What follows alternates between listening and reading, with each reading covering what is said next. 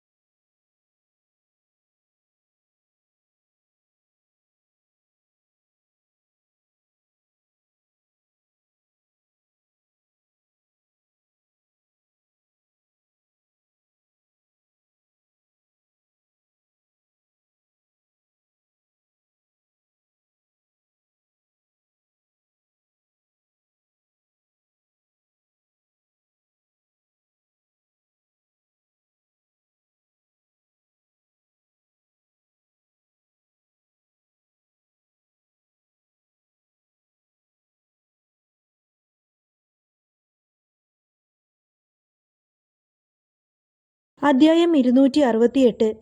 സിദ്ധാർത്ഥിന്റെ മനസ്സിൽ ഭാരം കൂടിയതുകൊണ്ടും അസ്വസ്ഥത കൊണ്ടും ക്ഷീണം കൊണ്ട് സിദ്ധാർത്ഥ തളർന്ന് താഴേക്ക് വീണു. അയ്യോ, ബോസ് ബോസ് ബോസ് എണീക്ക്! ഭയം കൊണ്ട് മനീഷ് വിളിച്ചു. പക്ഷെ സിദ്ധാർത്ഥിൽ നിന്നും പ്രതികരണം ഒട്ടും തന്നെ കിട്ടിയില്ല.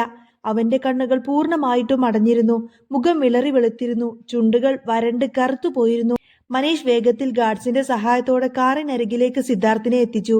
പിന്നെ നേരെ അവർ ഹോസ്പിറ്റലിലേക്ക് കൊണ്ടുപോയി. ഡോക്ടർ അവനെ കണ്ടിട്ട് നേരിട്ട് ഐസിയിലേക്ക് ഷിഫ്റ്റ് ചെയ്തു.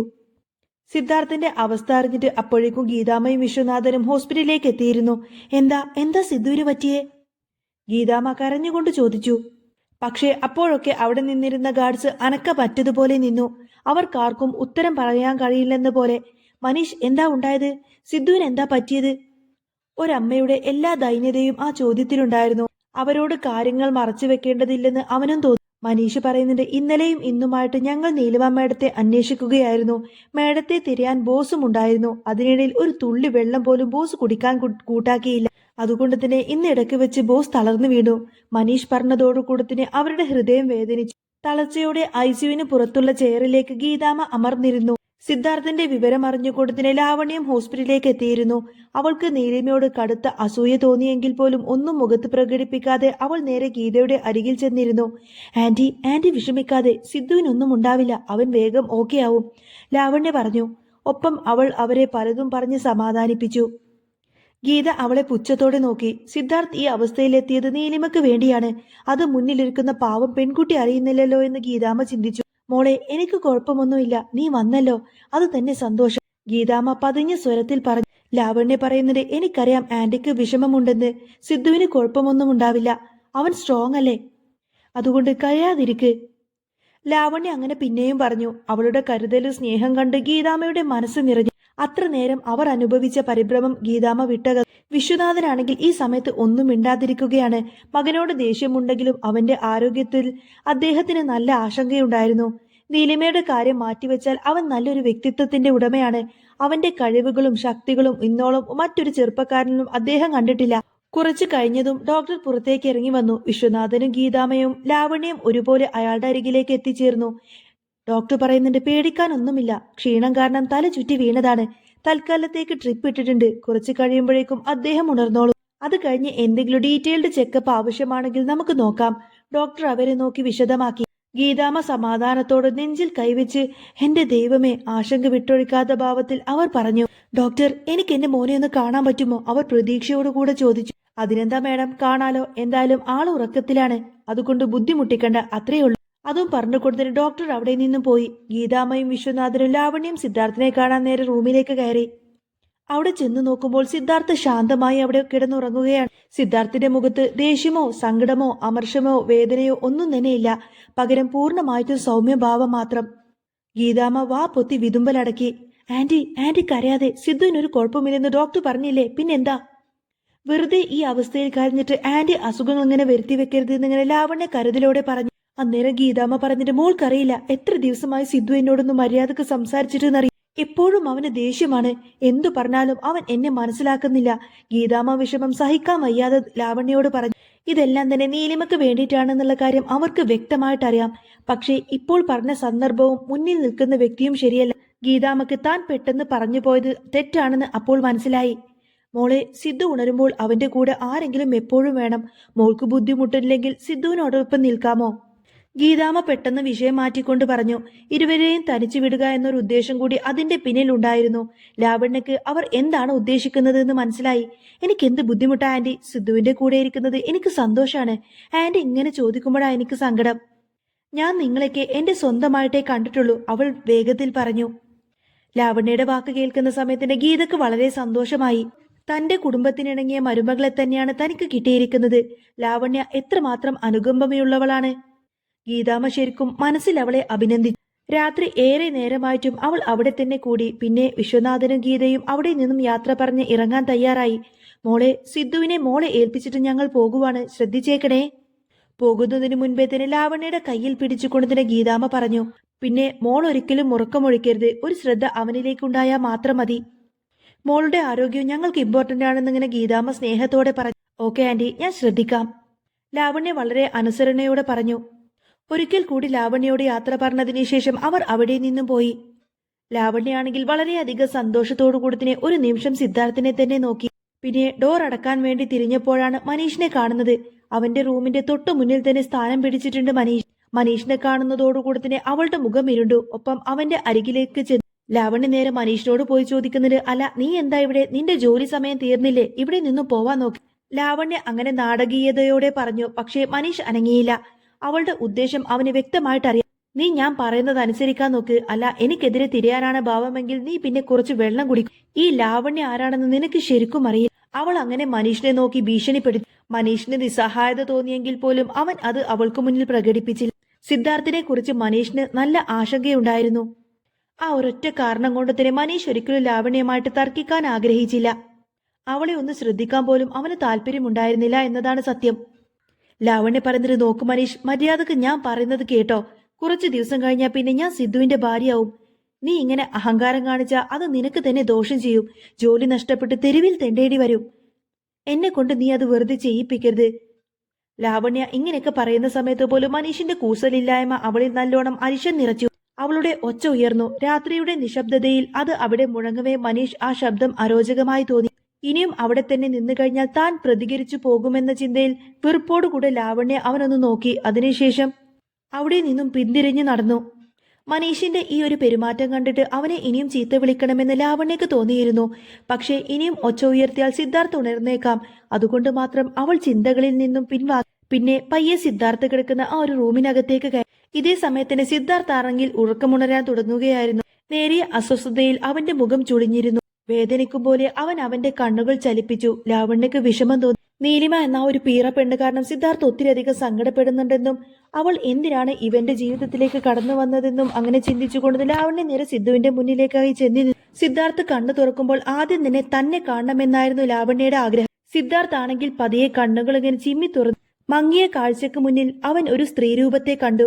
അത് നീലിമയാണെന്ന് അവന് തോന്നി. അന്നേരം അവന്റെ ഹൃദയമിടിപ്പ് കൂടി. അവൻ വീണ്ടും അവളുടെ തെളിച്ചമുള്ള രൂപം കാണാനായിട്ട് വീണ്ടും കണ്ണുകൾ അമർത്തി ചിമ്മി. പക്ഷേ അപ്പോഴേക്കും അവന്റെ പ്രതീക്ഷകൾക്ക് വിരുദ്ധമായി പതിയെ മുന്നിൽ തെളിഞ്ഞു നിന്നത് ലാവണ്യയുടെ ചിരിച്ച മുഖമായിരുന്നു. അതവനെ നിരാശയിലാഴ്ത്തി. യഥാർത്ഥത്തിൽ ഇത്ര നേരം സിദ്ധാർത്ഥാണെങ്കിൽ ഒരു നല്ല സ്വപ്നം കണ്ടുകൊണ്ടിരിക്കുകയായിരുന്നു. അതിൽ സിദ്ധാർത്ഥ് അവന്റെ നീലിമയെ കണ്ടു. അവൻ ആവേശത്തോടു കൂടെ തന്നെ നീലിമയെ തന്നിലേക്ക് വലിച്ചു ചേർക്കുന്നുണ്ടായിരുന്നു. അവളുടെ ശരീരം തന്നിലേക്ക് ഒതുങ്ങിയപ്പോൾ സിദ്ധാർത്ഥ് വിറച്ചു. പ്രണയം കൊണ്ട് അവന്റെ മനസ്സ് വിങ്ങി. അവൻ അവളുടെ കണ്ണിലേക്ക് തന്നെ നോക്കി നിന്നു. ആ സമയത്തൊക്കെ അവന്റെ ഹൃദയം അത്രമേൽ ആർദ്രമായിരുന്നു. അങ്ങനെ നീലിമയെ മാത്രം ചിന്തിച്ചുകൊണ്ട് കിടക്കുന്ന സിദ്ധാർത്ഥിന്റെ മനസ്സിൽ നീലിമയെ കണ്ടെത്തി എന്നായിരുന്നു സ്വപ്നത്തിലുടനീളം അവൻ കരുതിയിരുന്നത്. പക്ഷേ ഉറക്കമുണർന്നപ്പോഴാണ് സിദ്ധാർത്ഥിന് യാഥാർത്ഥ്യം മനസ്സിലായത്. ഇത്ര നേരം താൻ നീലിമയെ കണ്ടതൊക്കെ സ്വപ്നമായിരുന്നു എന്ന യാഥാർത്ഥ്യം സിദ്ധാർത്ഥിന് മനസ്സിലായി. അപ്പോ ആ ഒരു സ്വപ്നത്തിൽ നിന്നും ഉണരരുതായിരുന്നു എന്ന് പോലും സിദ്ധാർത്ഥ് ചിന്തിച്ചു. സിദ്ധാർത്ഥിന്റെ മുഖത്തെ ഭാവഭേദങ്ങളിൽ നിന്നും ലാവണ്യക്ക് ആ കാര്യം എല്ലാം മനസ്സിലായിരുന്നു. താൻ സ്നേഹിക്കുന്ന പുരുഷന്റെ മനസ്സിൽ മറ്റൊരു സ്ത്രീയാണ്.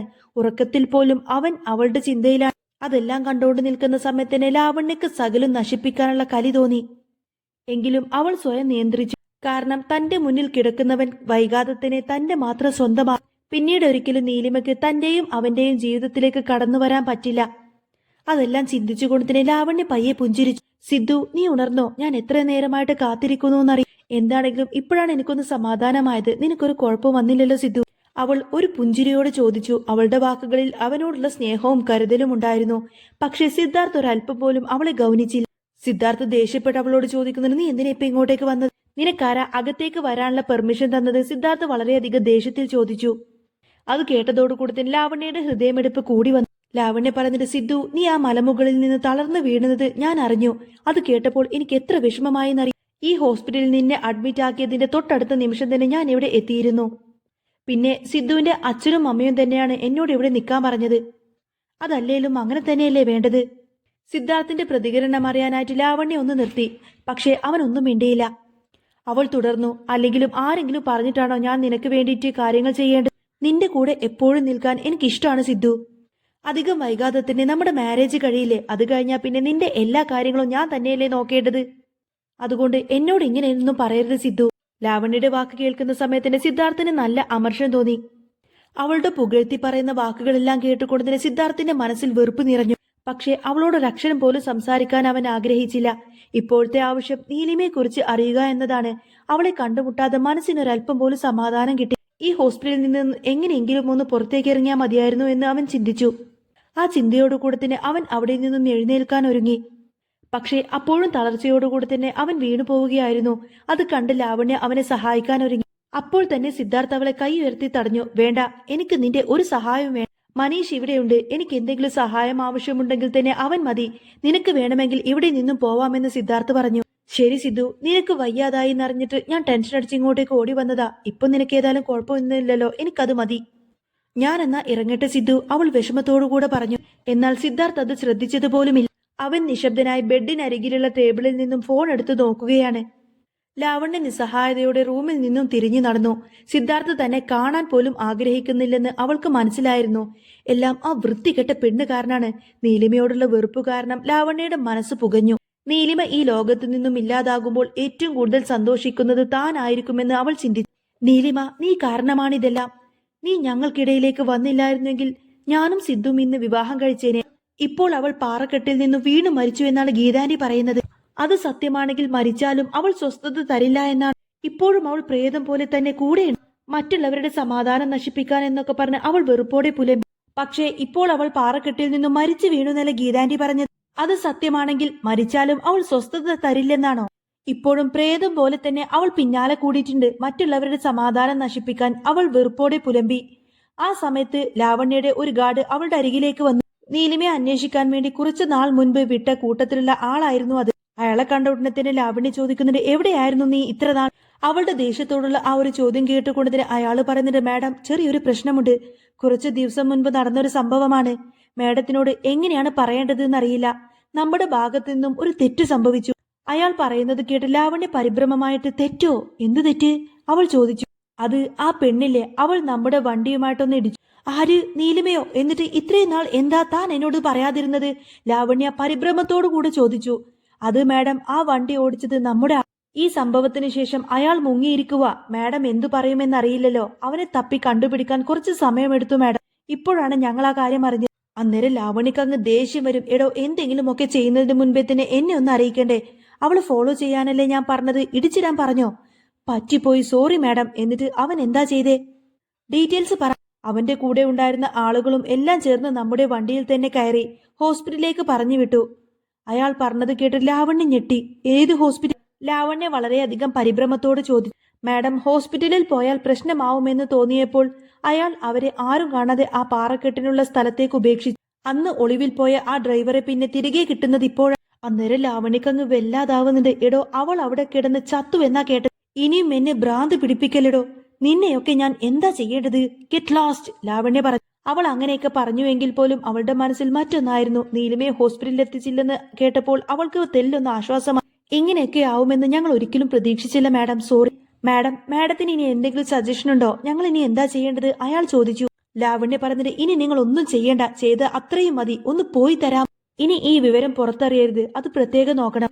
പിന്നെ നമ്മുടെ കൂട്ടത്തിൽ നിന്ന് മുങ്ങിച്ചാടിയ ആ ഡ്രൈവർ എന്താ ചെയ്യേണ്ടതെന്ന് ഇനി ഞാൻ പറയേണ്ടതില്ലല്ലോ. ലാവണ്യ അർത്ഥം വെച്ചതുപോലെ പറഞ്ഞു. അപ്പോഴേക്കും ആ ഗാർഡ് തലയാട്ടി. ലാവണ്യയുടെ ഗാർഡ് അവിടെ നിന്നും പോയതോടുകൂടെ തന്നെ അവളുടെ മുഖത്ത് പുഞ്ചിരി വിടർന്നു. നീലിമയെ എങ്ങനെയെങ്കിലും ഒന്ന് ഒഴിവാക്കാൻ വേണ്ടിട്ട് എത്ര നാൾ താൻ കഷ്ടപ്പെട്ടു. ഇതിപ്പോ താൻ പോലും അറിയാതെ തന്നെ അവൾ തീർന്നിരിക്കുന്നു. അറിയാതെ ആണെങ്കിൽ പോലും ആദ്യമായിട്ടാണ് നീലിമയ്ക്കെതിരെ ഒരു നീക്കം വിജയിക്കുന്നത്. ഇനിയിപ്പോ തന്റെ എല്ലാ ശത്രുക്കളും മുടിഞ്ഞു. ഇനി ബാക്കിയുള്ളത് വിശ്വനാഥനാണ്. എന്തായാലും നീലിമ എന്ന അധ്യായം അവസാനിച്ചു. ഇനി സിദ്ധാർത്ഥ് എനിക്ക് സ്വന്തം. ലാവണ്യക്കാണെങ്കിൽ അതെല്ലാം ചിന്തിച്ചുകൊണ്ട് തന്നെ അവളുടെ സന്തോഷം മടക്കാൻ കഴിഞ്ഞില്ല. ലാവണ്യ വളരെയധികം സന്തോഷത്തോടു കൂടി തന്നെ നേരെ വീട്ടിലേക്ക് പോയി. ആദ്യത്തെ ലക്ഷ്യം നിർവഹിച്ചു കഴിഞ്ഞു. ഇനി അടുത്ത ലക്ഷ്യം വിവാഹമാണ്. അതിനു വേണ്ടിയുള്ള മുന്നൊരുക്കങ്ങൾ ചെയ്യണം. അവൾ മനസ്സിൽ അടുത്ത പദ്ധതികൾ കണക്കുകൂട്ടി. നല്ലൊരു വസ്ത്രം ധരിച്ചുകൊണ്ട് തന്നെ അവൾ വീട്ടിൽ നിന്നും ഇറങ്ങി. നല്ല വില കൂടിയ ഒരു സമ്മാനം വാങ്ങിക്കണം. എന്നിട്ട് ആ ഗിഫ്റ്റ് നേരെ സിദ്ധാർത്ഥിന്റെ മുത്തശ്ശന് കൊടുക്കും. ഇനി അദ്ദേഹത്തിലൂടെ സിദ്ധാർത്ഥിന്റെ കാര്യത്തിൽ എത്രയും പെട്ടെന്ന് തന്നെ ഒരു തീരുമാനം ഉണ്ടാക്കണം. കാരണം സിദ്ധാർത്ഥിനെ പോലെ തന്നെ സിദ്ധാർത്ഥിന്റെ മുത്തശ്ശനും ഒരു ശക്തനായ മനുഷ്യനാണ്. ഇന്ന് ഈ കാണുന്ന വിശ്വ ഗ്രൂപ്പിന്റെ സ്ഥാപകൻ. അയാളിലൂടെ തന്റെ അടുത്ത ചുവട് ഉറപ്പിക്കാൻ ലാവണ്യ തീരുമാനിച്ചു കഴിഞ്ഞിരുന്നു. ഗൂഢമായ ഒരു പുഞ്ചിരിയോടുകൂടി തന്നെ ലാവണ്യ നേരെ സിദ്ധാർത്ഥിന്റെ മുത്തശ്ശനെ കാണാൻ പോകുന്നതും കാണിച്ചുകൊണ്ടാണ് കേട്ടോ ഇന്നത്തെ ഈ ഒരു എപ്പിസോഡ് പൂർണ്ണമാവുന്നത്. അപ്പോൾ നിങ്ങൾക്ക് ഈ ഒരു ചാനൽ ഇഷ്ടമാവുകയാണെങ്കിൽ സബ്സ്ക്രൈബ് ചെയ്യാനും